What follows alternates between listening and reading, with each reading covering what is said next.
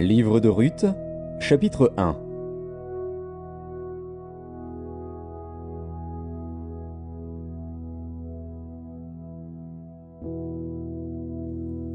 Du temps des juges, il y eut une famine dans le pays. Un homme de Bethléem de Juda partit, avec sa femme et ses 2 fils, pour faire un séjour dans le pays de Moab. Le nom de cet homme était Élimélec, celui de sa femme Naomi, et ses 2 fils s'appelaient Machlon et Kiljon. Ils étaient Éphratiens de Bethléem de Juda. Arrivés au pays de Moab, ils y fixèrent leur demeure. Élimélec, mari de Naomi, mourut, et elle resta avec ses 2 fils.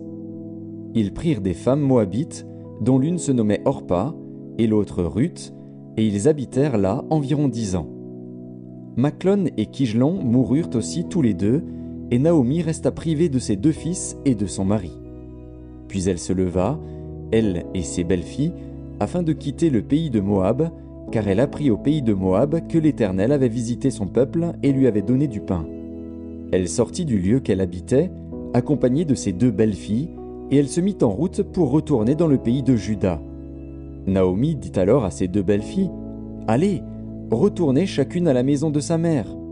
Que l'Éternel use de bonté envers vous, comme vous l'avez fait envers ceux qui sont morts et envers moi.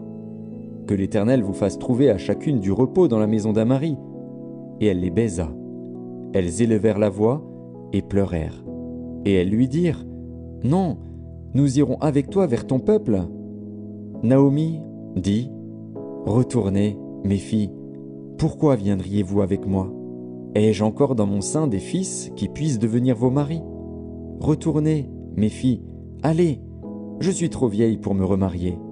Et quand je dirai, j'ai de l'espérance, quand cette nuit même je serais avec un mari et que j'enfanterai des fils, attendriez-vous pour cela qu'ils eussent grandi?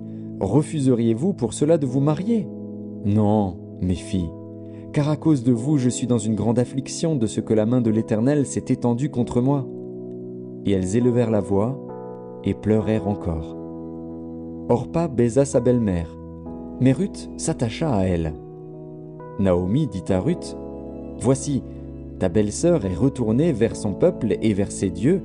Retourne, comme ta belle-sœur. » Ruth répondit, « Ne me presse pas de te laisser, de retourner loin de toi. Où tu iras, j'irai. Où tu demeureras, je demeurerai. Ton peuple sera mon peuple, et ton Dieu sera mon Dieu. Où tu mourras, je mourrai, et j'y serai enterré.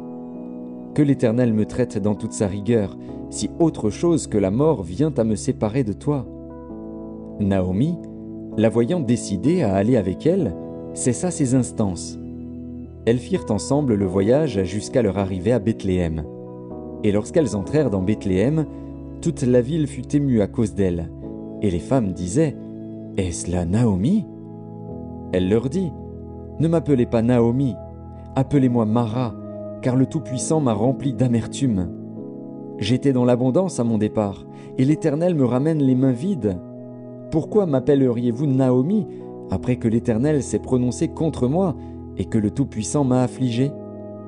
Ainsi revinrent du pays de Moab Naomi et sa belle-fille, Ruth la Moabite. Elles arrivèrent à Bethléem au commencement de la moisson des orges.